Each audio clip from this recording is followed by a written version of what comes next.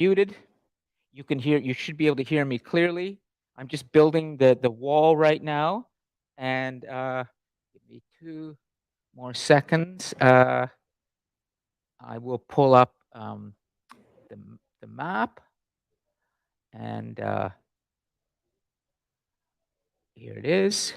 I'll put this over here. Okay. Oh, no, that I want extended. Yeah. Okay, good. So everybody should be seeing women in India playing rugby. Now, does anybody want to explain to me why I would ever show that on today? A day? Uh-oh. I see Jess has already got her hand up. Jess, grab a mic. Go get the microphone and make sure. Yeah. Why would I want to be showing this rugby match It's of women? International Women's Day. It's International Women's Day. That's right. So, gentlemen, Joseph and Andrew and all the men right now who are watching the recording at some later date. I am doing too many things at once right now, but I can manage this. You are seeing Jess, but let's bring this back over here to me so we can get this focused. And I will tell you why this is happening. Today's class is about new worlds. And in theory, it's about the beginning of space exploration, which is what we're going to be doing for the rest of the semester mostly. But I could not resist the desire to talk about International Women's Day as our main topic today for New Worlds.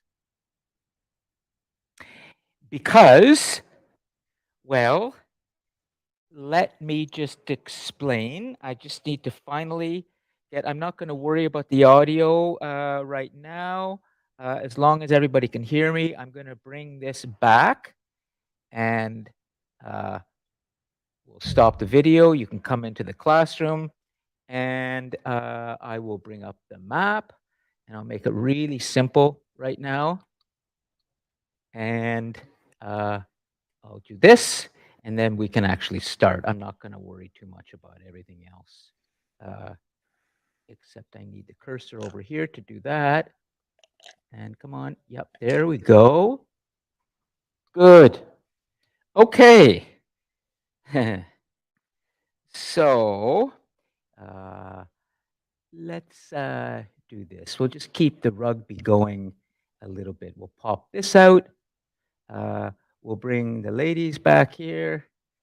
And we'll keep that kind of going just for a little inspiration. Oh, there's the audio now. Interesting. So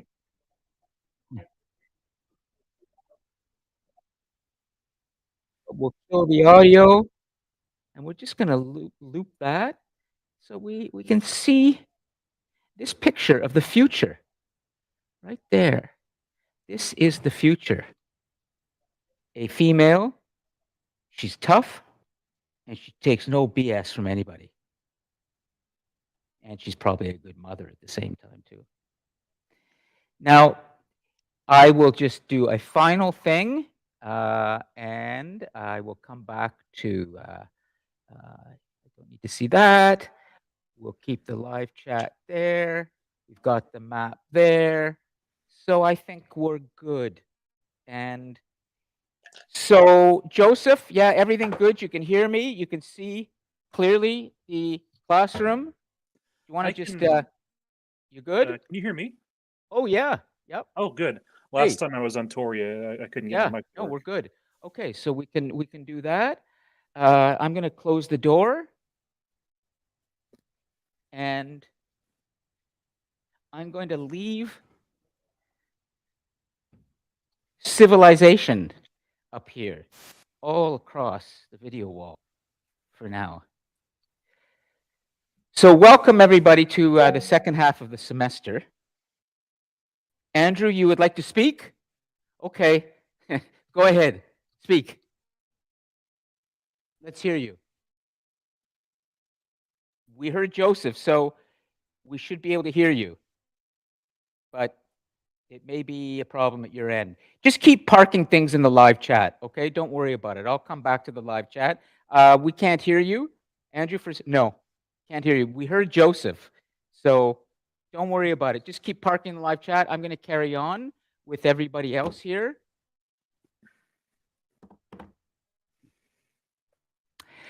So we are in the second half of the semester. And, oh, one final thing we have to get, which is Jess's notes. There we go. Good. Okay. Now I feel like we're in kind of a zone here that will work. And I guess I will bring over here, just because we should see this, is I'm going to bring that. Yeah, good. So there we go. We've got the rugby match going as well. So welcome to the second half of the semester in Humanity's Destiny. And essentially in this half, we are really going to launch into space exploration and new worlds. And that's really what today's class is about, new worlds. And then next week, we're going to look further into space exploration, what's going to happen in the third millennium, in the next few hundred years, in what we think might happen with space exploration. So it's really going to get big and spacey. But I decided today, maybe for the right or wrong reason, I'm not sure, that I felt that we really shouldn't be starting new worlds with space exploration until we understand new worlds on planet Earth a little bit more. And I thought that it might be valuable and even inspiring to honor the International Women's Day, which is today. But to take this as an opportunity to understand, is there a new world that we are entering into on planet Earth over the next decades and centuries, in which the power seems to be shifting to the women? And is it possible that actually all of the hard-won changes and freedoms and progress that have been made in the story of humanity in terms of the emancipation of human beings and human rights, that has been so clear in the rights that women have won for themselves, is it possible that all of that is starting to backslide? Is it possible, as we look at the world today, the whole world, that actually the future is not with women, but that the freedoms that women have won are now being lost? And we need to understand this. But first, I want to declare myself. I'm a man, in case you haven't noticed. And this skews things in a certain way today. As it happens, just the way luck would have it, there are 4 women in front of me. There's Jess over there, fresh from the slopes of Banff, where she's been snowboarding and, you know, twirling around and showing people she can handle herself just fine in the big slopes. And then there are, of course, wonderful Tulu and Sherry, who need no introduction, although I will say that they are mums and tough ladies and smart at the same time. And then we have who? Oh, so you're in person now. This is the Tarani. Welcome, Tarani. Nice to see you. Excellent. Well, just so you know, when we start engaging and there's a microphone, they'll pass you a microphone and what have you. So we have 4 women here, and then online, regrettably, Joseph is online and is not parked in his spot where we can always expect something insightful and philosophical and interesting from him. But Joseph, I know you're there, and you can always jump in on your microphone anytime. And Hello. and yeah, great. There's Joseph. And Andrew is unable to connect on his microphone, but he's there in the live chat, and he's moderating us live on YouTube as well as Toria. So if anything comes in on YouTube, we'll take it and see what happens if anything comes in. So is that okay for me to really begin this section on New Worlds by first exploring this idea of a new world with women at the helm, not men? Is that okay? I'm not expecting any pushback from anybody here, quite honestly, but maybe you were expecting something a little more cosmic today. In other words, we're going to take off from the planet and start to understand what exactly are we doing in space, humanity, and where might we go. That's all going to come. But I just felt that it's important, particularly since tonight I will be helping Rotary, the Rotary clubs, to hold an event here, which you're all welcome to attend for free if you like, or join online, in which there will be 4 women who will be joining us with about 100 guests from Rotary clubs to celebrate their achievements, these 4 ladies. And I'm going to help just make sure that Johanna, the professor who's hosting this, I will be managing the tech for her and co-hosting it with her. So tonight, if you're certainly welcome to come back or join online at 7:00 tonight. There is an event here called Celebrating Equity, or Equity for Women, or something like that.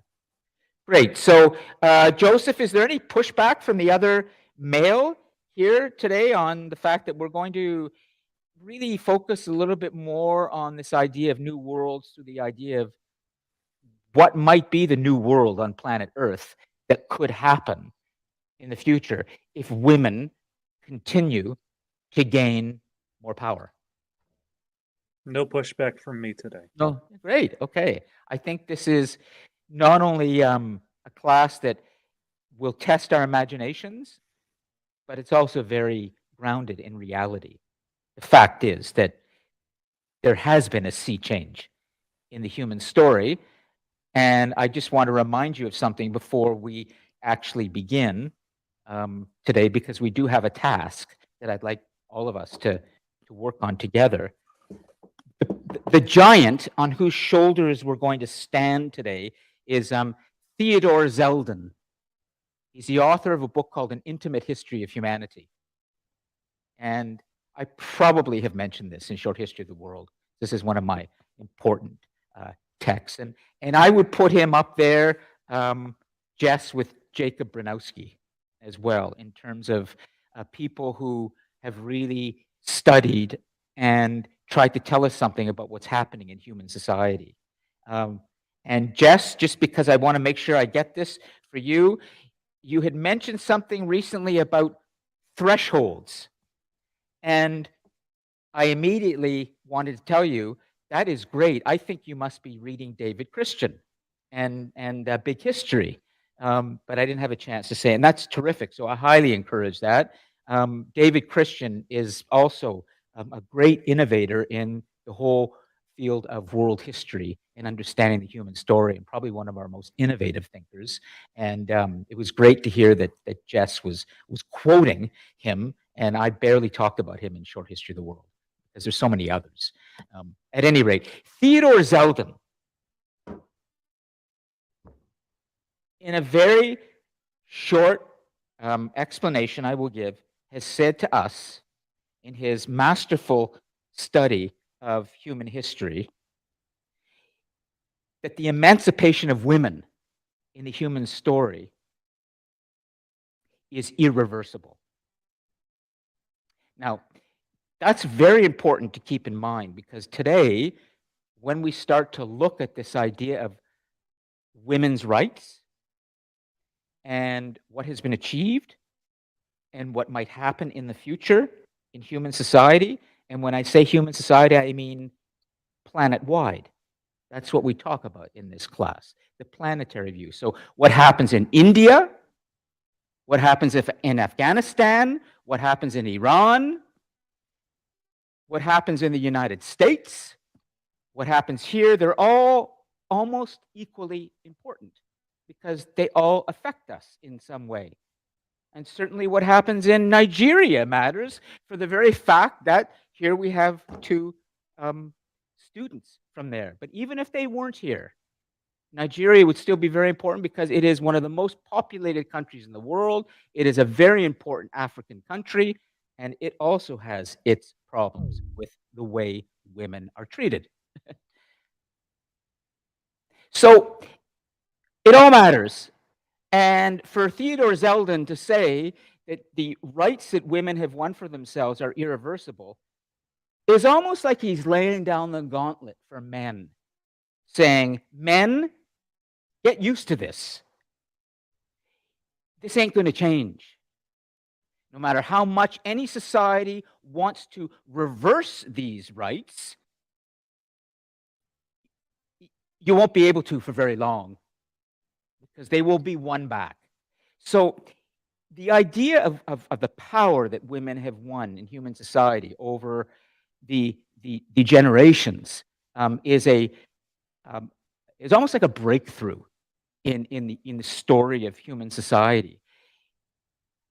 Most of human history has been about men, and that's because they wrote the history, but the women were always there. And so for Theodore Zeldin to say that, it means we have a very powerful force to deal with in what's happening on planet Earth that's going to determine a lot of what's going to happen in the future. And that is, what will the women be doing on planet Earth? So by the end of today's class, I'd like to have a really good list in which you can teach me.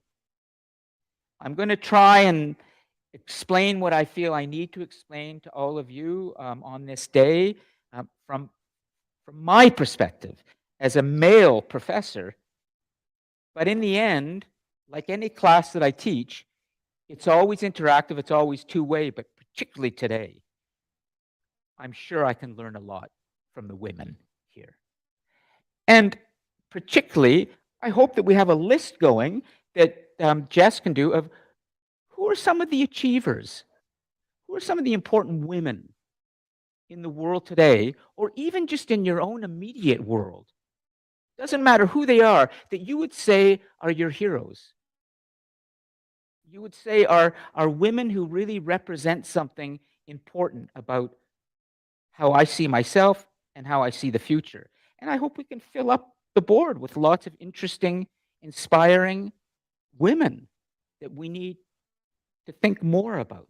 Okay? So, Joseph, my hope is that we're going to learn quite a bit, you and I as men, but we'll see where this goes. What I will say first is that I want to start with a difficult question for all of you. And then I'd like to look at the world today, the map, and go through some of the countries where we think we have some real work to do as humans in ensuring what's called gender parity. Gender parity. And I also want to make clear that this is a day about women and celebration, but when we dig a little deeper, we might find that it's also a little bit depressing when we think about what's really going on with women and the world. And so that is going to lead to my first question. Okay, so this is something I'd like all of you to answer in a moment. I just want you to think about this, including Andrew and including Joseph, and for all of you watching the recording at some later date, you need to think about this as well. Your first assignment is going to be coming in a couple of weeks. I'll be putting a assignment sheet up for that. And you may want to write about this for your first assignment. I'm going to ask this question in a very simple way, and I'm very curious to see how you begin to respond. Is it necessary to have a day, an international day for women? And as you think yes or no, I see Sherry reaching for the microphone quickly. We're going to go around and we'll start with Sherry, and we can go to Tarani. You've got a mic, great. We'll go to Jess. We'll go to Tulu, Joseph, and Andrew. But why are we having a day for the other sex? I mean, we know they're there. It's a big deal. I'm just pulling your chain a little bit, but okay. So Sherry, you want to go ahead and why do we need to have this day? Yes. Yeah, I want to say congratulations to all the women in the house. It is a great thing to be a woman. It's complicated, it's complex, but the fact remains that we are strong and we can do this. So congratulations to all the women in the world. So to answer your questions, women deserve to be celebrated every day, not just a day. But so it is recognizable that they dedicated a day for us. Looking at it, all the holidays they have for women, it's not just one day anyway, because celebrating Women's Day different across the country differently. And I know we have a couple of days Sure. dedicated to us. So because we do a lot of things, like what you said, that our life is so complex. We have a lot of activities that needs to, a lot of things that we undergo to bring another life to this world. It's not an easy task. Somebody like me, for an example, the very day I conceived will be the day I'll start to fall sick and I will run on drip until my last day of delivery. So say that again, your last day of delivery? Yeah, the day the doctor confirmed that I'm pregnant, I'm going to be on a sick bed until the day I give birth to the child. This is what you were told? This is what I experienced for the 2 kids that I have. So I'm unable to eat, I'm unable to take anything in. So I ran on drip for my both kids. Nonetheless, I was working in the bank. I need to meet my hands need. I couldn't stop going to work and I cannot eat. And I cannot terminate the pregnancy because I need a kid. Of course, of course. So many times I go to the office with the drip on because at a point I don't have veins to poke in the needle to do the transfusion. So so many times they leave the intravenous needle on my hand. Yes. I just kind of protect it so that people don't see it. Then I go to work. So whatever I do from 8 a.m. to 6 p.m., then I'm done. So when I'm going home, intravenous, you were working. Yeah. So if I come to you at the bank and said, well, give me some money. Well, I wouldn't say that. I understand. Yeah. And I would have been talking to a teller or a person who was dealing with the complications of pregnancy and was on intravenous. The good thing while was you were that, working. The good thing was that I'm a back office staff because I happens to be one of the management staff. So I'm a back office staff. So I meet with limited number of people. Sure. So majorly I deal with the system and my colleagues that I go from the back to see to what they are doing and to do some correction or some approvals to whatever they are paying out or the cash they are bringing in. So looking at that, you see that it is so complex for a woman, and you see that women deserve to be celebrated all the time. All the time.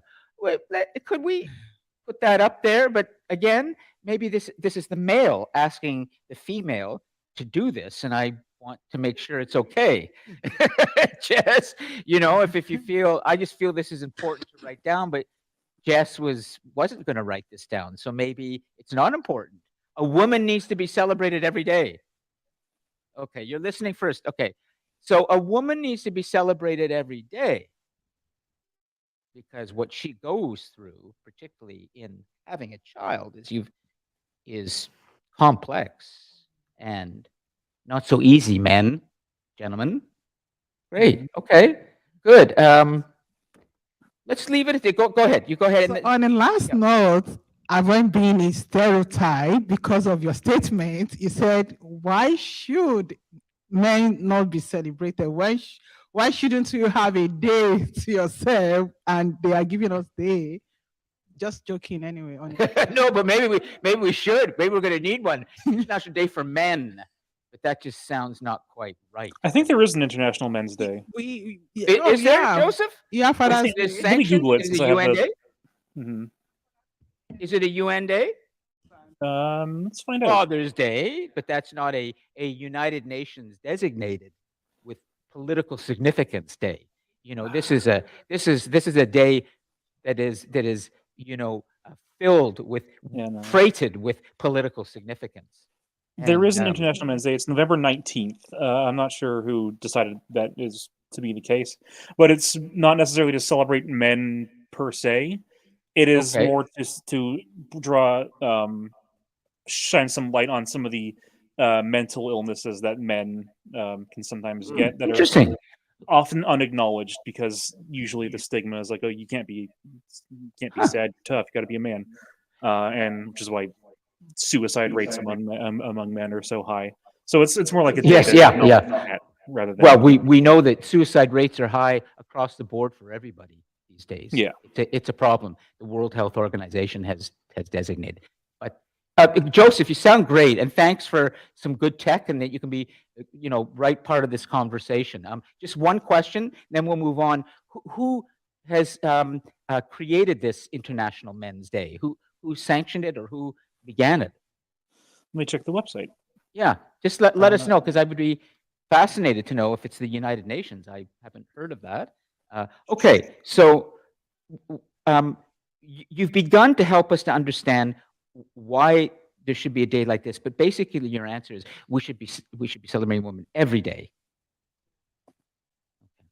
Good, because that's important. I'm only asking this question to kind of light a match here, and good. Andrew, keep adding that. We'll get to your comments, okay? Can I say something? Sherry, yeah, go ahead. Yeah, in my country, they used to say a woman died to bring up another child, because at the time of your delivery, you are in between death and life. So some people died while giving birth, and some sustained.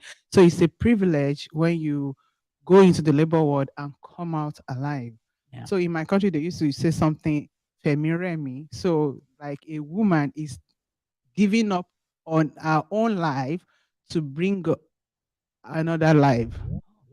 Is there a Nigerian local language kind of phrase? Yes, you can say- Femi. what I is- said it. Fi Emira Emi. You can. It might take too long to spell, but it's always it's great. But and what language is that? What language is that?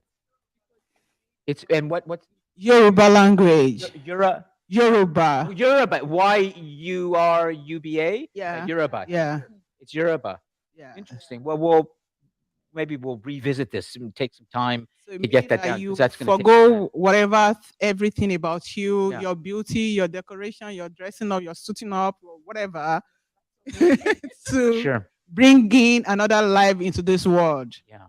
So you are sacrificing to bring in another life. Yeah. Well, there's a lot of truth in that, because for a lot of human history, before we had the advances in medical science that we do, child mortality was high, much higher. Childbirth was not something that we could take for granted, and women and children died, and that's often why the population was lower. Okay, so we've established. Let's go around. Tarani, and then we'll come to Tulu. Okay, is it necessary to have a International Women's Day? I believe yes for the recognition for women.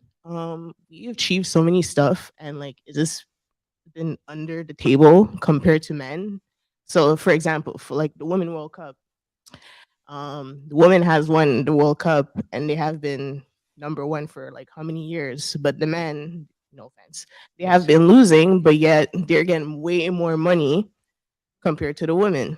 Low pay is quite common for women around the world. This is a problem that the United Nations Secretary General Antonio Guterres has identified as a real problem. And right Low now, pay jobs.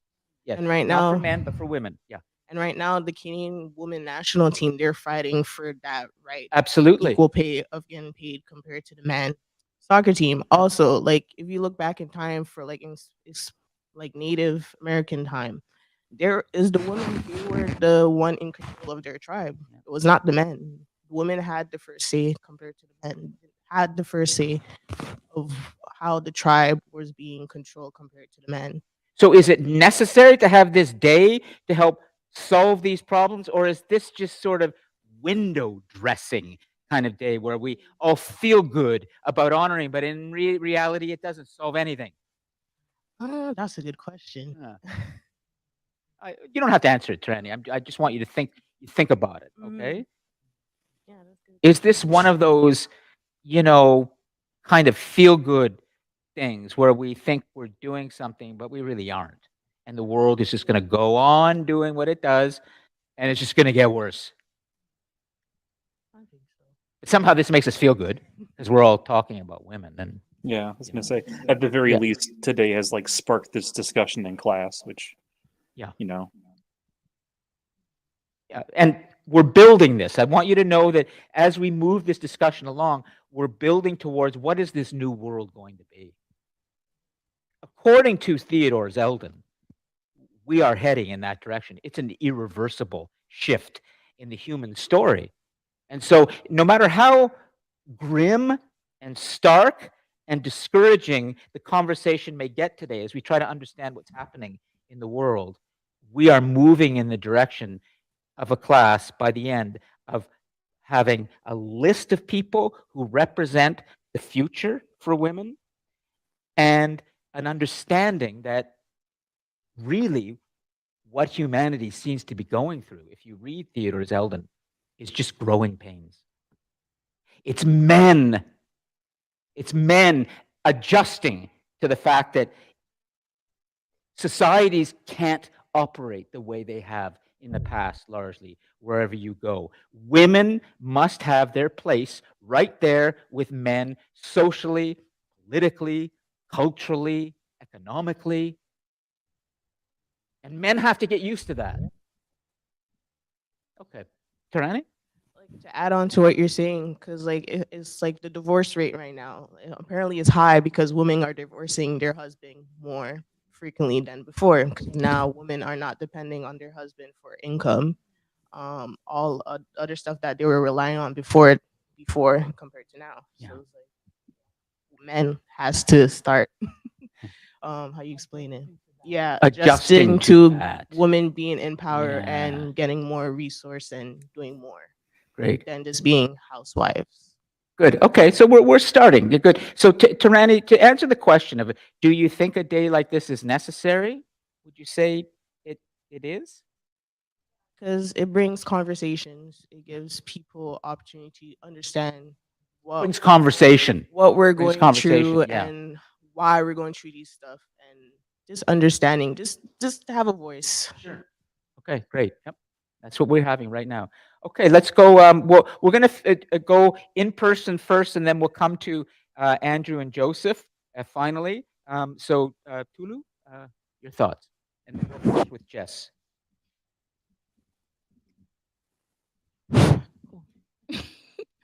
Okay, so the International Women's Day is a day like what Sherry and Terani have said, is a day set aside to celebrate women, to create awareness concerning the gender biases women do go through.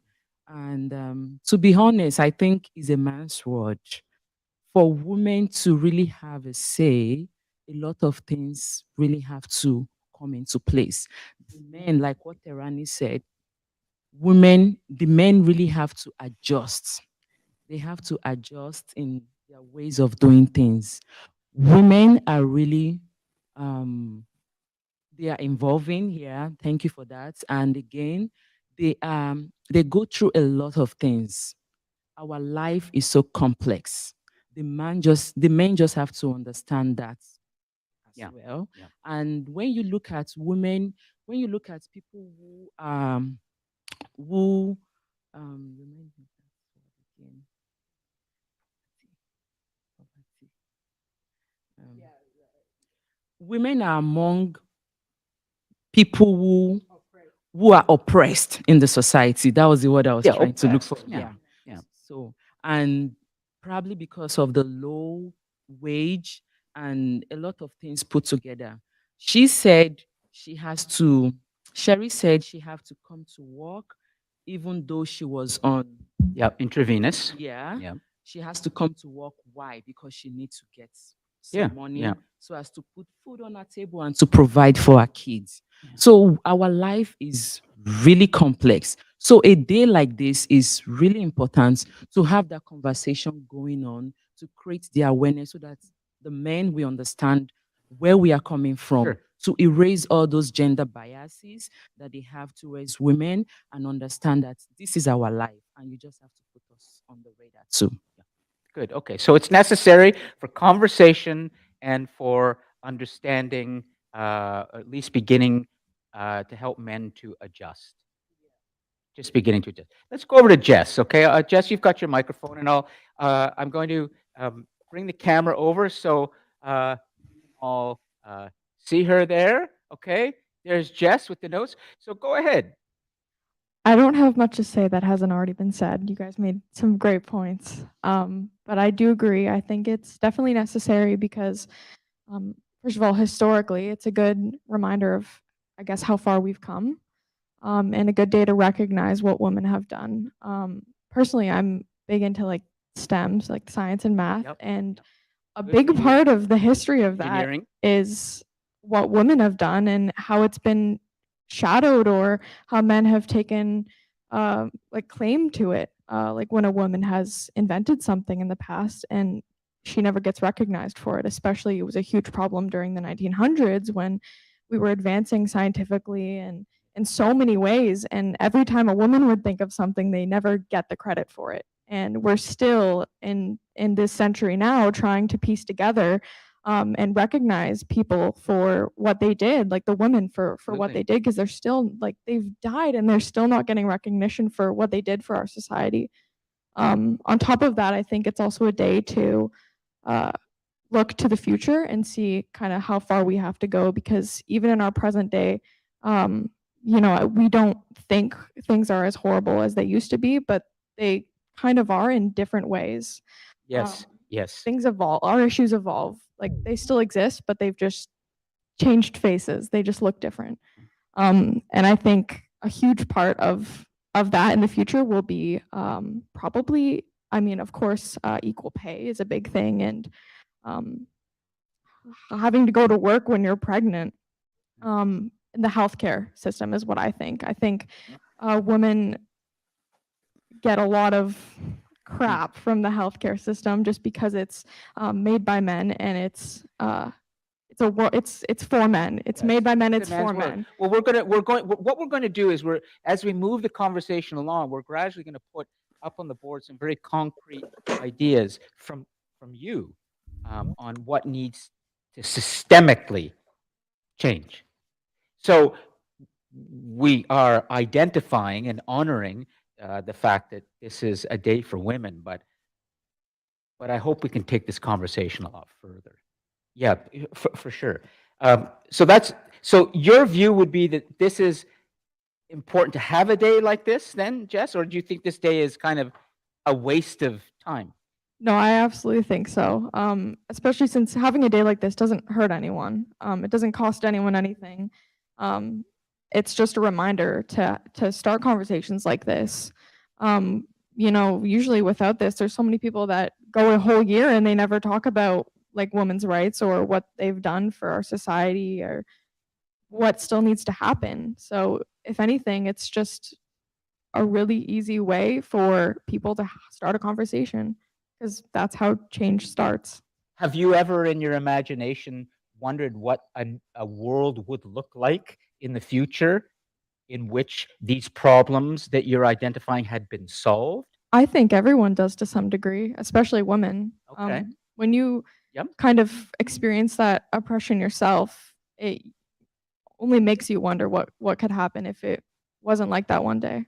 Okay, because you're going to have a chance as we move towards the conclusion of the class to start to at least touch on what that world might look like. And it could just be in your own immediate neighborhood, your own home. It doesn't have to be the big whole world. But the idea of a new world is something that happens not necessarily collectively, although in order for there to be real change in the world, it has to be collective. But really, I want you to know that when I define a new world for our purposes, I also mean it in terms of the way you think, the way your imagination thinks, and what you hope to be a part of, and how you might make that happen. So we can definitely look at new worlds in a much more personal, manageable way, not such a big social or society level way. Great. So we've established right now that for different reasons, but largely similar, that there's a need for a day like this to begin conversation and to have some greater understanding. Let's go over to the live chat for a moment and see. Got Andrew is here. Good. Joseph, do you want to try and on your microphone just sort of explain whether you think a day like this is necessary or a kind of a waste of time? No, I think it's super necessary. Sorry if I'm a bit distracted. I'm in the kitchen right now. Yeah, no, we can hear you well. You know, as long as we can hear making you. myself some lunch. The joy of having a laptop. Yeah, no. And it's already been said. I'm not gonna take the words out of someone else's mouth, but I will just say again, at the very least, it gets us talking. Something like this. And sorry, I turned the stove off. He's cooking. Good. Well, he's a cook. Well, just don't be cooking squid and taking the brains out of. No. You know, octopi. No, octopi. I had to debrain the octopi. No octopi. Yeah, no, I work in a different kitchen now. Okay. Thankfully, and I'm actually the only man that works there, which is uncommon in the professional industry. Because usually the top chefs of the world is like a male-dominated thing, despite the sexist telling you that the kitchen is the domain of the woman. Frankly, I think everyone belongs in the kitchen because the kitchen has food. My favorite room in a home, kitchen. But yes, sure. Yeah. I love it. You know, cooking, talking, and hanging out, and a bit of wine, maybe more than a bit of wine, and okay. Yes. Good. So so it's necessary. Yeah. Sorry, Joseph, go ahead. Sorry. When she was talking earlier about having to go to work when you're pregnant and like on the IV, that is a woman's problem for sure. But you also pull back the mask on that villain. Who is it? Again, it's capitalism. There is absolutely enough money to go around to have had you like take that time off. But in the capitalist society we live in, no, that's a rule that we made up, but we're still kind of like that always bugs me about capitalism is we made up these rules. Money does not grow on trees. It's not natural. Right? Everything's made up by humans. Yeah, we made it up, but we're still like we can't do that because of these rules we made up. It's like, no, you can change the rules. Absolutely. You can change your mind. But yeah, anyway. Okay, so super necessary, and we'll leave it at that for now. I just want to make sure we have everybody's answering this question before we start to really dig down more and try to understand what's actually happening in the world in terms of advances. Are we seeing real, concrete advances that Theodore Zeldin has identified, or are we beginning to see the start of something that people are beginning to fear, which is backsliding? And one of our our most important novelists and writers in Canada, Margaret Atwood, who was the creator of the story The Handmaid's Tale, that is become that successful Netflix series. She's well-known and very celebrated Canadian novelist. She has some pretty stark things to say about the future for women as a result of religious fanaticism. But we'll get to that, okay? Okay, so super necessary conversation. Let's see, Andrew, what you've added here. I know your microphone isn't working, so I'm going to just go down and see here if there is something we can address. Okay, good. Here's Andrew, and I'll read this out loud, okay, Andrew? This is what you wrote, and correct me if I make a mistake, please. Well, despite how much the world has changed, I know that in some countries, women are still being treated poorly, to put it lightly, such as in the Middle Eastern countries like Saudi Arabia, for example. When putting that into perspective, the, quote, international part may not exactly apply to every single place in the world, since some countries still don't acknowledge the importance of this day. Good point. Yeah, toxic masculinity is one of the worst social poisons that infects the minds of our society, even to this day. I'm guessing this International Men's Day also applies to male CSA and rape victims. CSA again? Oh, child sexual assault. Yeah. Okay, that would make sense. Also applies to male CSA and rape victims. I know that's a very dark, sensitive topic that's not casually brought up like this, but the sad fact is that when it comes to victims of sexual assault, males are often ignored or unacknowledged and treated quite poorly and insensitively in that regard. And it seems a lot of people pretend they don't exist, which makes it more difficult for male rape victims to speak up since they're always being silenced. This is good, Andrew. I'm going to finish this. This really helps. I do know that a lot of people have this absurd notion that men can't be raped, or that a woman cannot rape a man, even though in reality, any human being is capable of committing these horrible and traumatizing acts. I'm sorry if the topic I brought up was a little too dark or something. No, we can talk about anything in this class as long as it's intelligent and we're fearless. We have to. The harder the topic, the more difficult the subject, the rawer the nerve that we touch, the better the discussion we're going to have, and the more able we're going to be able to solve hard problems. But if we don't talk about them and we can't deal with them, the problems don't get solved. They just sit in our heads and they get worse. Because the more things just sit in our heads without articulating them, oh, then fear takes over and all sorts of other things, and it gets bad. So, Andrew, this is good, okay? And I'll just finish. Yeah, that's a really weird, contradictory thing. In many places, that the sexist notion women belong in the kitchen has been a pretty widespread thing. However, ironically, in some specific types of cooking, such as professional gourmet kitchens in France, women are rarely seen in the kitchen, as French cuisine is often considered a male profession. I learned that from the movie Ratatouille. That's good. Okay, so Andrew, you're helping us to understand that men, too, can be the victims of cruelty inflicted by other men. Because the data generally shows that when we talk about rape or physical assault, yes, sometimes women are involved. We saw a terrible situation unfold in Toronto recently. About 8 girls in downtown Toronto at 1 a.m. attacked a homeless man and killed him. So yes, it can happen, but I'm just going to say that generally speaking, from the data I've seen, generally we're talking about men being the instigators of most of the violent assaults. that take place in society.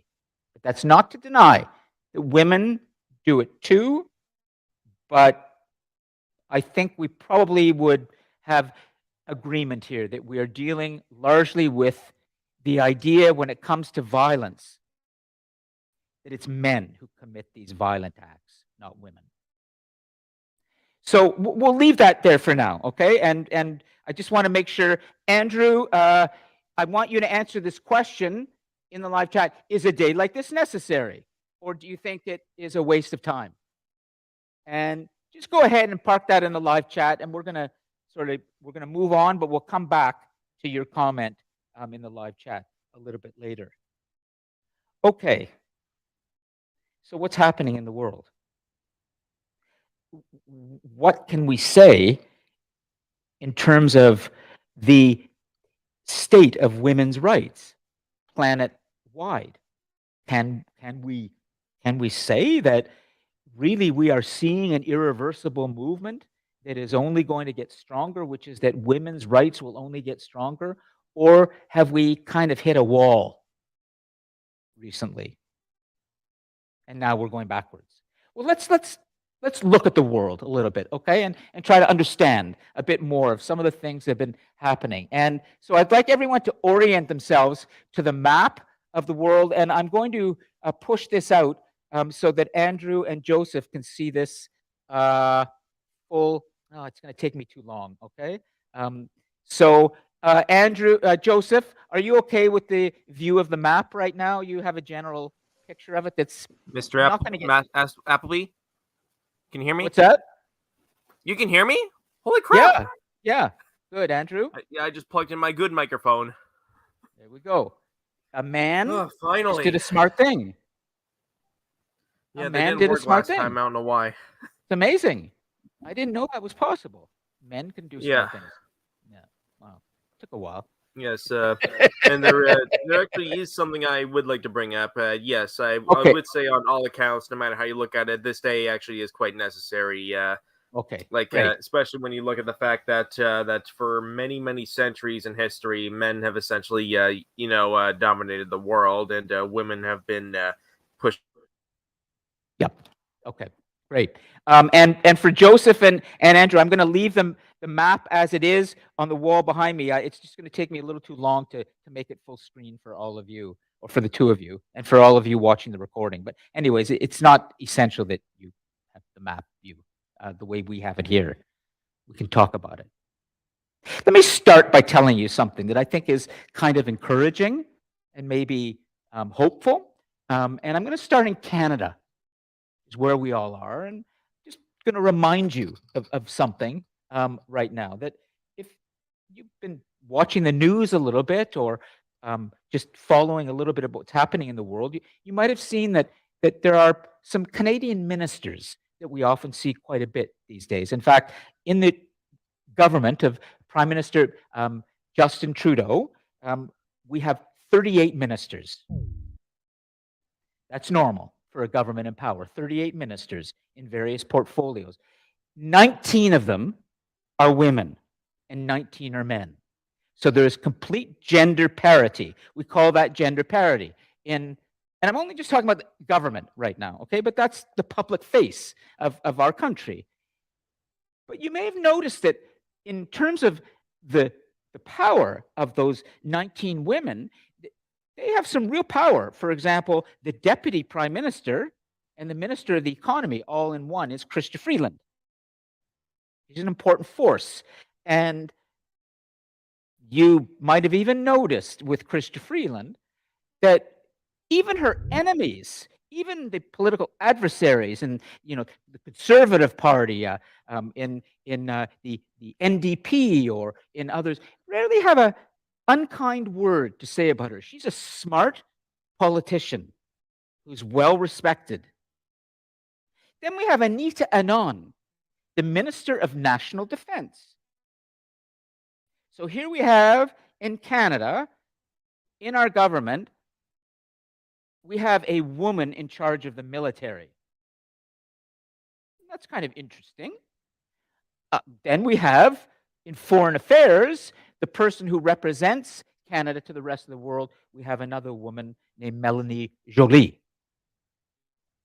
So when you look at what Canada presents to the rest of the world in terms of real power, we of course have a male prime minister.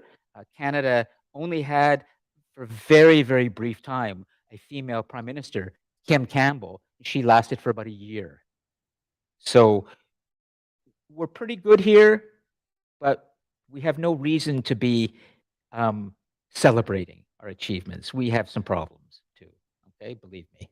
But I'm just trying to identify what you see today. We see a lot of Chrystia Freeland because of the war in Ukraine. She's Ukrainian, by the way. So that's why. And probably there's a reason why Canada has been identified as an important contributor to Ukraine because of Chrystia Freeland's influence. And there's Anita Anand, and there's Melanie Joly, and there are others. So that's the good news. Here we are in a country, a thriving sort of democracy, and we can say that there is true gender parity in the government of the day. The less encouraging news, as you start to move around this country and you look at the business world, you look at the large corporations, you look at the executives and managers in senior positions, could be a professional sports association. Sherry, it could be a bank, whether it's Bank of Nova Scotia, the Royal Canadian Bank, Toronto Dominion Bank, you go on, you ain't going to see a woman in power at that level there. So that's a problem. Now I'm talking about Canada. Canada is a developed country. So it's going to get worse, a lot worse, as we start to move into the rest of the world and we start to look at things. What I'd like to do is with your help but also my guidance, is to start to move around the world a little bit, moving across the Atlantic Ocean, into Europe, into Asia, into Africa, and then we're going to circle back to the United States. And we're going to try to understand why people believe that we're beginning to backslide. And once we do that, in the next 15 or 20 minutes, then we'll put up some names, and we're gonna end the class. And I just want to make sure, in terms of time right now, that we can take a 5-minute break. Should we just keep going and go 15 minutes early? Are you good with that? Yeah, because I've been taking 5-minute breaks. But if you need to do a quick bathroom break, you can go. Okay, great. Okay, so let's start moving east across the ocean. And as we do that, we start to encounter, of course, the United Kingdom and Ireland and Scotland, and we come down and we're into Western Europe, and we'll kind of keep going for the moment, because I'd like us to go to a place that's experiencing a huge amount of difficulty, but maybe I'll just stop for a moment before I get there, because that's the Middle East. And actually, that's kind of the cradle of civilization again. We're going to go back to Afghanistan and Iran. And that area around the Persian Gulf, Iraq, Iran, Afghanistan, that's where civilization began. Or at least where civilization got a head start. For those of you who've taken short history of the world, we know China and the Americas and elsewhere were also developing, but it was in this area, in what is now Iraq, Mesopotamia, where we saw the beginnings. But today, we see some other things happening there that are very discouraging. So I'd like to start there, but is there anything you'd like to say about Western Europe for a moment? As you look at those countries, as we're moving east in the world, and then we're gonna go from Middle East, we're gonna go down to Africa a little bit. Maybe we'll park ourselves in Nigeria for a little bit. Try to understand if the election there is going to make any difference to any of the problems. Andrew, just hold your thought, okay? Don't worry. I want to move this along, okay? Just park your good comments in the live chat. Anything in Western Europe, as you look at the map, where you think that something's happening there when it comes to women's rights that I don't like, that I think is an indication of a backslide. Okay, I would like to say something on this topic because across the Europe and everywhere, women have been subject of marginalization. We've been highly marginalized, which is contributing to income inequality and making a country becoming poor, because richness of a country does not mean they are great, does not mean their greatness. Because where there is high marginalization, there will be an income inequality, which will promote insecurity, violence, and stuff like that. So in year 1919, and I believe women are beginning to, it's a slow rising anyway, we are beginning to get some right, at least women get the right to vote. Before, we don't have a say when it comes to voting, not to talk of becoming a candidate or becoming a minister. Before, we don't have the right to vote. So we gained through the help of 5 famous women from France.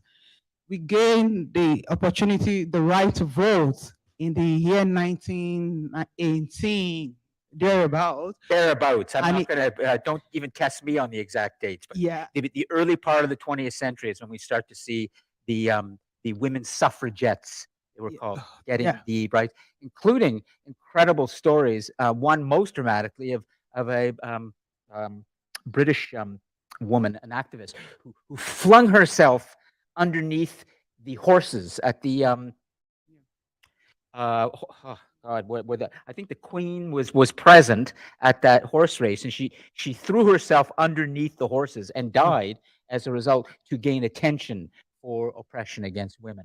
Yeah. Very, very famous story. But that's all I can say at this point. Yeah. So looking at that, it emanated from France, and 2 years after, United States of America adopted it that women too should start, they get their right to start voting. So imagine things like that is coming up, but we are still far behind where we are supposed to be. But looking at Canada today, and having 19 women and 19 men, so it's a sign that we are not backsliding and we are ready to take up our position. Because while I say marginalization is part of what she mentioned earlier on, that women get a lower wages compared to men. Imagine a man and a woman from the same, that graduated from the same school, from same course, getting a job, and on the day she's getting her appointment, a man will be getting 30% higher than what she will be getting, and they will be doing the same function. Absolutely. So that is marginalization and oppression on the part of women, which we need to stand up against, that it shouldn't be. And women are doing a lot of jobs that are not accounted for, that were not being paid for, like taking care of our old women, the seniors, the kids, things like that. We do the house chore. All these things, women are not being paid for that. And the last thing I will mention here is when it comes to getting a job, we get limited access to full-time job, because they said they are women, you might be out of the job anytime. So most of the job women have access to are part-time jobs. And looking at the Canadian structure, I think women has the climax of where they can reach, as in the top they can get to. We often say there's a glass ceiling. Yeah, Can't glass see ceiling. it, but it's there. Oh, glass. Their head hits. God bless you. Yeah, Oh, glass it's ceiling. boom. It's like, So, get back down. So all these things are deprivation on the part of women, and this thing it has to stop. I know we are doing it, but it's still rising. Okay, I want to just point something to you before we get to the countries I want to just give you a little beacon of hope before we get too grim, which is the World Economic Forum.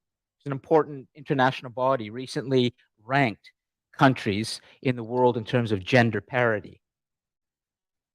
And you'd be surprised at some of the results of the 156 countries. Japan was very, very low. Do you know what the #1 country is in terms of gender parity? As we move across the Atlantic Ocean? No. No. Iceland. Iceland, if you look at the Atlantic Ocean, and you will see between Greenland and Sweden is an independent nation, very progressive, very advanced, and they are considered #1 by the World Economic Forum in terms of having achieved gender parity in social, political, cultural, and economic realms. And so I'm just pointing that out to you. Okay, we're not going to talk about Iceland now because I want to go to some problems first, and then and there's something we really have to address, which is what's taking place in the United States today around reproductive rights, abortion. Okay, but because it's a very important development that's happened there recently. As we move east and we come to that great cradle of civilization, if you will, just east of the Mediterranean, we have Iran and we have Iraq and then we have Afghanistan. I would like you to focus on Afghanistan and Iran because these two countries right now, in terms of what's happening there, is really compelling and tells us something about what we need to be alert to. Now, is there anybody who wants to explain to the class what's taking place in Afghanistan, what you know about Afghanistan, and why it represents something we need to be very, very concerned about? Yes, Tirani? Is it the women trying to go to school, their right to go to school, and they're not able to go because they're killing them just for Yes. their right for that? And far worse than that, they are often not allowed to leave their homes. Yeah. They are not entitled to medical care in a hospital the way men are. They, for all intents and purposes, they become sort of prisoners in their own homes who, when they do leave their homes, they have to be accompanied by a man. And yeah. And even worse, or just to add more misery to this, the government there, the Taliban, recently decreed that in a previous time when the Taliban were not rulers and women had more freedom, many had divorced their husbands.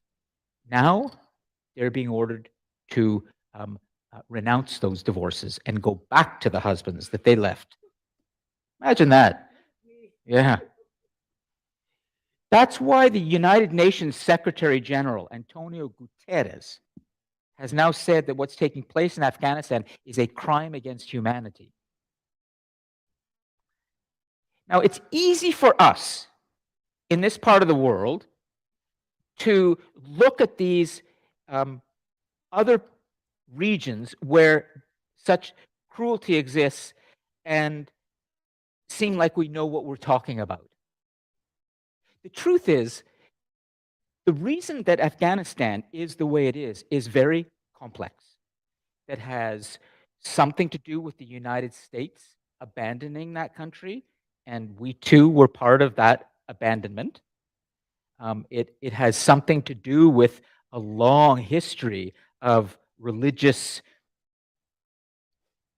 I don't want to call it fanaticism because that's an insult to the people, but because of the great poverty that's existed in Afghanistan for a long time, and because it's been a place of such warfare with so many countries using that as a place to fight their own battles. Russia has done it and others over centuries. People were so poor there and suffered that they had no alternative but to turn to religion to help them. And when you have nothing and you are ignored and you have no opportunities, and there is a place of worship you can go to that values you, it's not hard to understand how you might become quite religious, quite even fanatical, because the religion gives you a sense of purpose. It values you. It tells you, that you're important, and it also helps you to understand that really the most important things in life are the things that religion addresses, which is matters of the soul, matters of the heart, matters of compassion and love, and all of those things. So, without trying to understand or try to explain what's happening in Afghanistan, let's just recognize that we have a situation where there are 24 million people living in Afghanistan now who are living in a humanitarian crisis.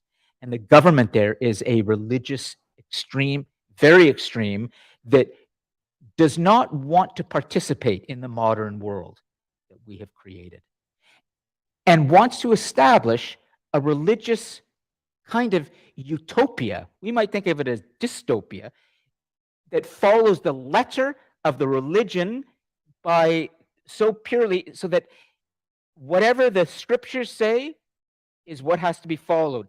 And the truth is, in every scriptures, whether it's Islam or Christianity or Judaism, a lot of these things, women tend to be kind of considered less significant than men, even among Christians. So the Taliban there is attempting to follow the letter of the Islamic law, which is women's job is not to be seen, it's to be covered, it's not to tempt a man, and it's just to have children. What about Iran? We go to the neighboring country in Iran, a great old Persian civilization that has brought the world so much. And what do we see happening in Iran in the last 18 months? Does anyone want to try and unpack that a little bit? Joseph, do you want to try it? If you're eating or cooking, or you got... I'm done eating. I actually have no idea what's going on over there. Okay, So you can tell me. good. Well, we'll help you. Anyone want to? I'm going to give you a word so you understand what's happening in the cradle of civilization today. We have what are called theocracies. They're not democracies. A theocracy, theocracy, is government by religious decree. Now, Iran has a religious elite. They're mullahs, they're called. They're religious clergy. They also have a political system that operates as well, but the real decisions are made by the clergy, the religious figures there. And what recently happened in the last 18 months was there was a young Iranian woman who refused to follow the strict dress code. She's not alone, but she was arrested by the morality police. Imagine living in a place where there is literally a department of morality.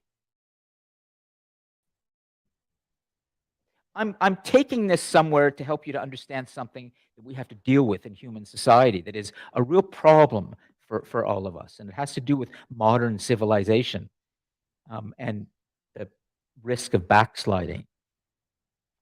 A theocracy believes that the Word of God is sacrosanct, not just religiously, but politically. It's what God says in your scriptures. Those are the laws that we must follow in our lives. There's no separation of religion and society.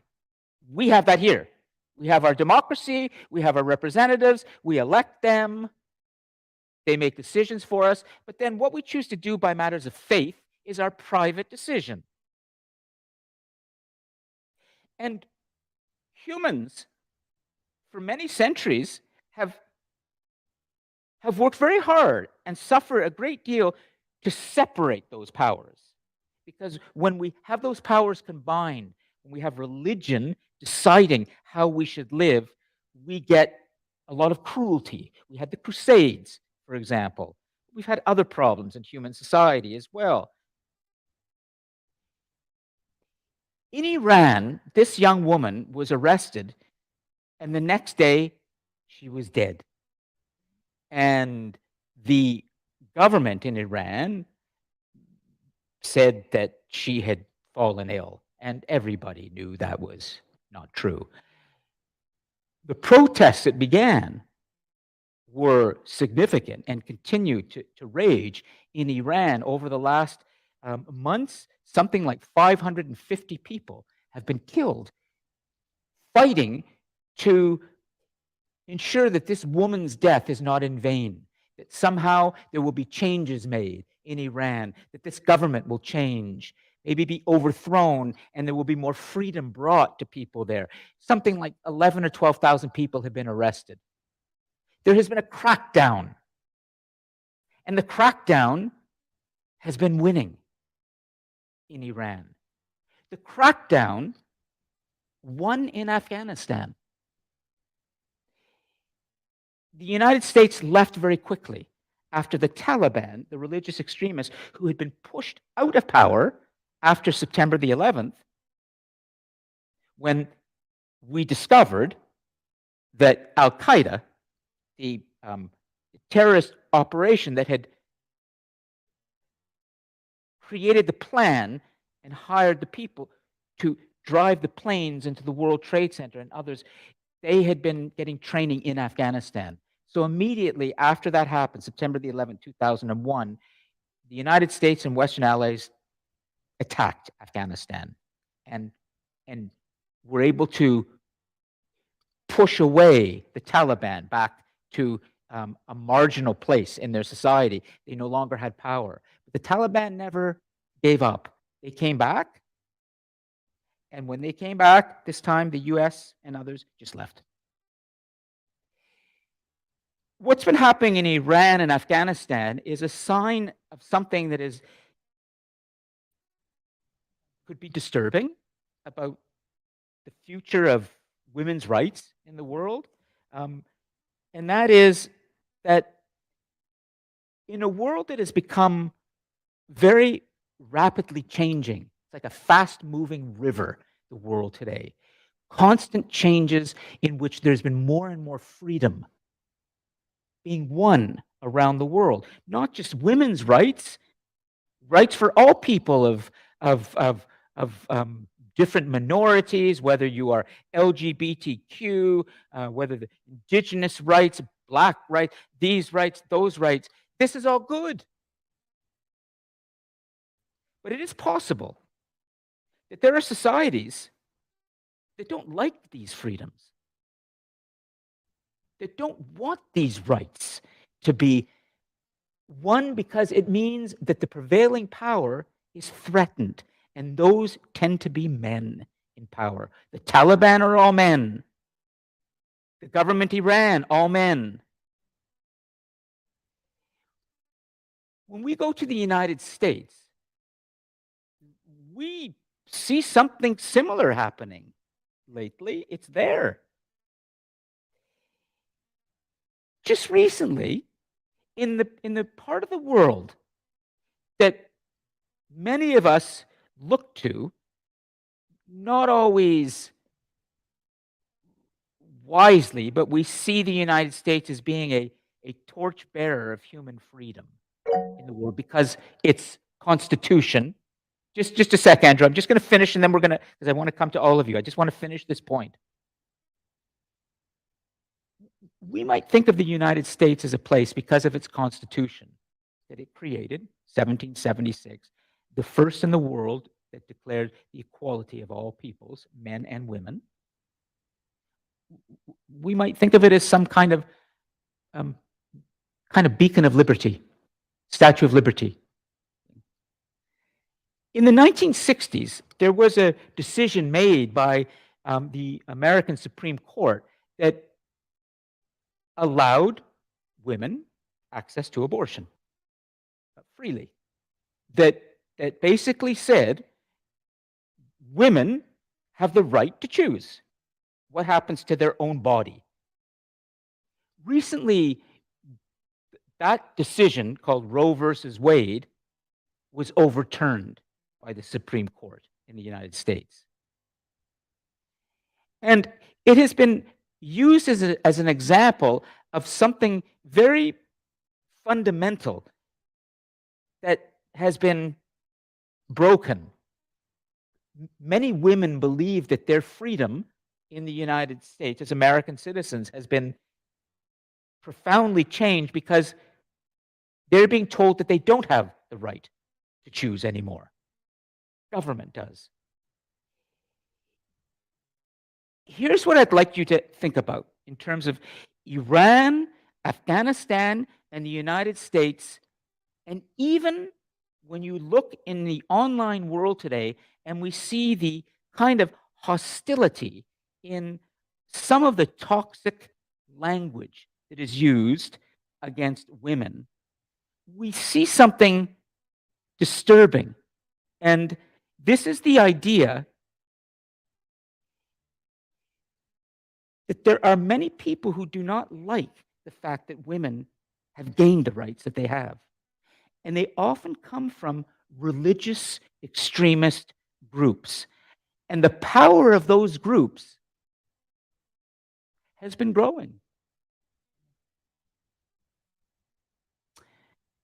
Now, I'm only going to just punctuate this by saying this is a problem, but it has a solution.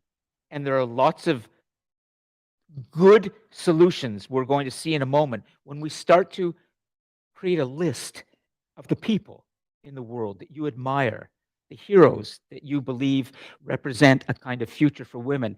And we're going to see something that I think is going to help us to understand why he was so confident that the rights that women have won are irreversible.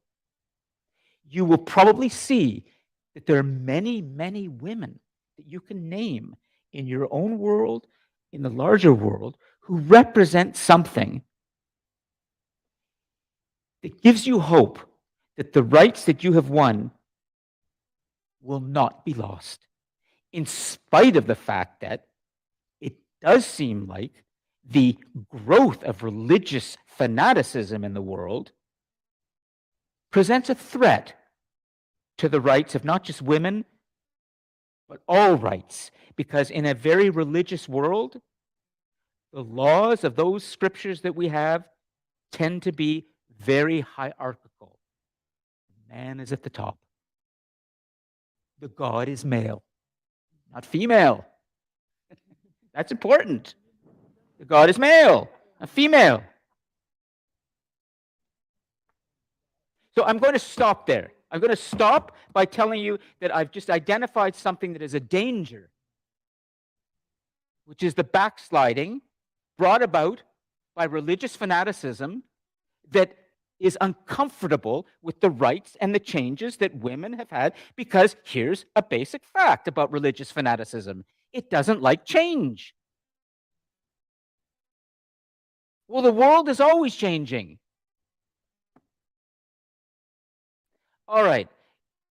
Let me just check in with Andrew, and then let's get a few names up on the list, and we're going to conclude today's class. But we're going to end on a note of hope after I've identified a problem for you. Okay, Andrew, here we go. Okay. Oh, good. So go ahead. Read what you've written, and if you want to rewrite it as you're reading it, go ahead. But Well, tell us your thoughts, okay? And then we're going to well, conclude the class. Yeah, go ahead. Well, actually, I want to bring up something else before the class ends. Something that's very rarely talked about in the regards of what we've been talking about. Mostly involving transgender people. You see, in International Women's Day, a lot of people in society are still debating whether or not if trans women should have the same praise or rights and whatnot as cis women, and I do know that for many, many years, trans people have been heavily discriminated against and treated quite unfairly in this regard. and there's been a lot of I guess you could say fear mongering going on to just like put them down or aside, or just pretend they don't exist or something. It is quite unfair, and especially when you look at how much the world has evolved with various forms of prejudice and discrimination being heavily reduced compared to what they were back then. You think that every group of people would be would receive the same amount of fair treatment, but in some cases, it's, let's just say, it hasn't quite gotten there yet. I'm not sure how much time you spend on Twitter, but from my experience, there is a shocking amount of transphobia on Twitter, which is quite surprising considering That's what I've heard. For being a Yeah. very, very Yeah. woke and website where if someone says anything remotely racist, sexist, or homophobic, they get called out and canceled by hordes of people.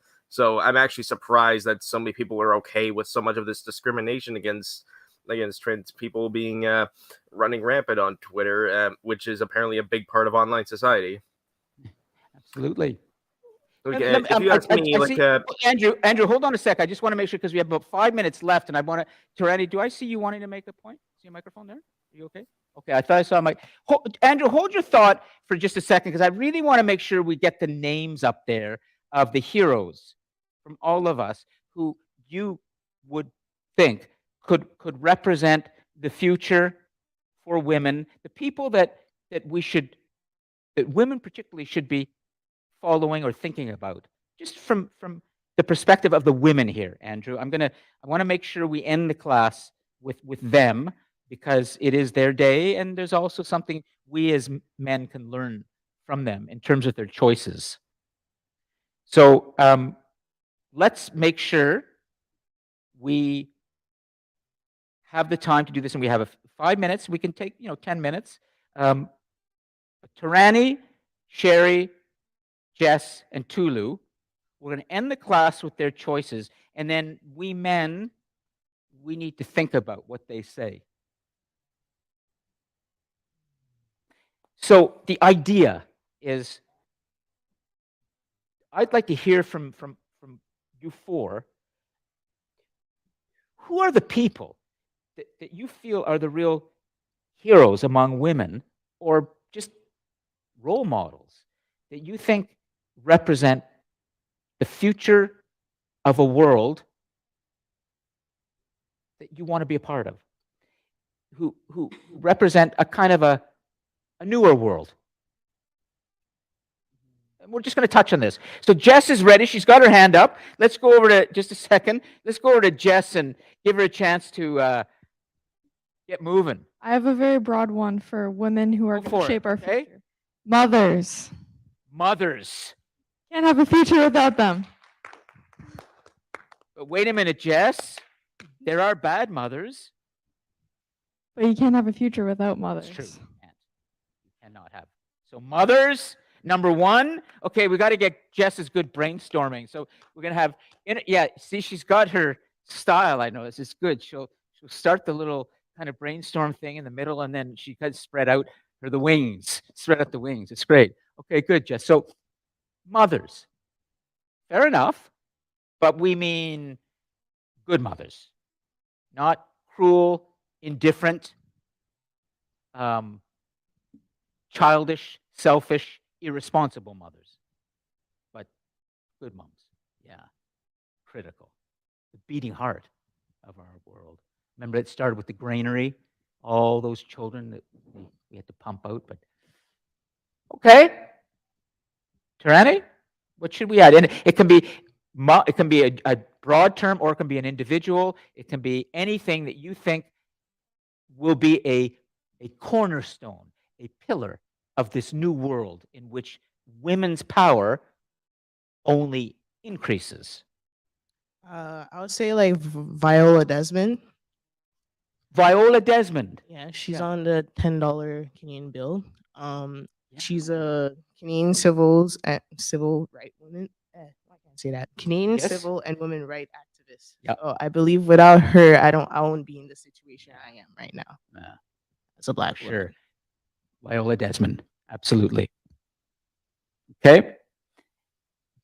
Bravery is probably an important characteristic of somebody like Viola. And in spite of the fact that men like to think they're the brave ones, we've learned just by hearing Sherry's story of Intravenous and a bank and children that courage is hardly just a male thing. In fact, there are a lot of pretty not very courageous men.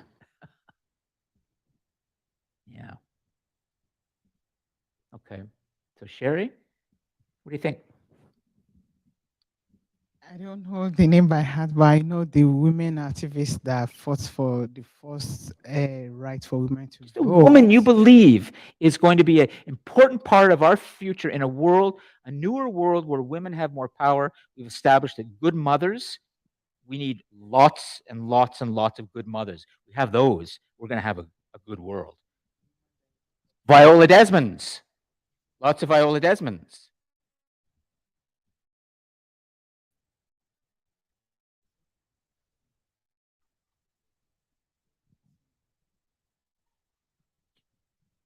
You can be. How about lots of tyrannies? Yeah. Okay. Yeah. Tyrannies and Tulus and Sherrys and Jesses. Yeah. Do you think you'd have the courage to do what someone like Viola Desmond did? Do you think you have the same stuff in you? I was mostly raised by women growing up, so it was just mostly my mom and my aunt. I didn't really have any like male figures, so we figure out how to do everything by ourselves. My mom grew up Interesting. working 3 jobs just to sacrifice and raise me, just to go to Yeah. school, Yeah. have a proper education, and do all that stuff. So I believe I could be able to, fight that my mom and Very past good. generation has done. Wow. And there weren't too many men around. No men. And you got the fight in you. That's interesting. So Sherry, yeah. So I would say any woman that refuses to be a bystander. What's that? Any woman that refuses to be a bystander. Ah, okay. Any woman who refuses to be a bystander, lovely, is part of that newer world. And that might be that in this new world, we're going to have 11 commandments, not 10. Remember the 11th commandment? Thou shalt not be a bystander. It was given to us by Viktor Frankl, a Holocaust survivor, who's written a lot on the meaning of human courage. Thou shalt not be a bystander. He said if there's going to be another commandment, an 11th, it should be thou shalt not be a bystander. Yeah. Good. Lovely. This is great. So Jess, and then we're going to finish with Tulu, and then we're going to be done with the class. Okay, and Andrew will come to you. Okay, so hold on. Yeah, go ahead, Tulu. Okay, I would say any woman that can rise up even in the face of oppression. I have someone. Is that the same as bystander? No. No. Any Bystander is maybe when you see something like maybe bias or so. Should that woman be prepared to give her life for that sense of liberty? Yes. Yeah. There we Anything. go. That's powerful. Yeah. You see, that's a big, big difference. If you're Willing to saying rise you up. are willing to give your life for the sake of the liberty of people to come after you, that is a tremendous sacrifice and great courage. That's Yeah. absolutely what Socrates did. He had a choice. He could have easily renounced his views and saved his life, but he didn't. He proudly went to his death. He took the hemlock, and as a result, his legacy has spoken through the ages, and he lives forever. He lives forever. Jess. I wanted to add another broad one. I think community is a big part of being a woman and especially our future. Kind of looking back at our roots, a big part of womanhood was being a community and helping each other, and especially with being a mother was like a community of mothers and helping each other in that way. And I think in our society now we've kind of been pushed apart in a way where you're kind of left on your own to be a mother and you're left on your own to be a woman. And I hope that in the future we'll kind of lean back more towards community, because that's really what helps us, I guess, change and help each other in that way. Community builders. Yes. Put that up there. We'll leave that as our final thought. Okay. We've heard from Tarani. We've heard, and Actually, Andrew, I'm going to say for the sake of consistency, I said that we're going to end with the women, and we're going to do that. So I'm not going to speak anymore. You're going to have to hold your thought till next class, but we're going to end with their voices. No offense, Mr. Appleby, but the way you're wording that as if you're dodging the subject and in a way, it almost feels like kind of the points I was bringing up earlier regarding how these people are treated or being silenced and pushed aside in that sort of regard. So, like just ignore it or something. Okay. Well, I mean, I'm not trying to judge or throw accusations like or anything, but that's kind of what it feels like. Well, here's what I'm going to say to that. I'm sorry if you feel that way, but I don't like to say something and then go back on my word. And I gave my word about 10 minutes ago that we would end the class with them. You may be right. I could go on for 10 minutes talking about why I don't 100% agree with that particular personal notion, but I won't. Okay. I'm sorry. Andrew, please make a note of that, and we can talk about it next week, okay? For sure. But you have read and acknowledged the things I said, right? Of course. I just want to make sure that we are all able to take that into account so it doesn't go unnoticed or ignored because I really, really don't like being ignored or pushed aside. When I feel like I'm saying something important, I want my words to be noticed or heard. Like, don't we all? Absolutely. And I didn't mean it that way. I only meant it in terms of my own integrity as a professor, which is that when I say we're going to end with them and then suddenly I have to change that, I feel like I've betrayed some trust. Right. Well, I'm sorry if I didn't mean to, I wasn't trying to accuse you of anything bad or anything, but I'm sorry if I made you feel like I was. No, you haven't, Andrew. You've had good thoughts. Okay, let's leave it for now. We're going to end the class. We will have a record of this live chat for next week as well. I can review it with all of you. But next week, after we do our little review at the beginning of what we did today, we're going into space. We're definitely going to be trying to understand where we're going in the solar system. Thank you all, and Jess for the great notes, and you too for some wonderful comments, and Tarani for coming in person. Andrew, Joseph, see you guys next week, okay? Take care. All right, you too. I'm just glad my words can be finally heard. Caleb. Yeah, bye. Caleb is there. Hi, Caleb. I just noticed you've been there. Sorry about that. Hi, Professor. No worries. Okay. Take care. I'll see you next week. Is there anything you want to ask me about? No, I think this was a really informative class, and I think I really learned a lot. So thank you. Okay.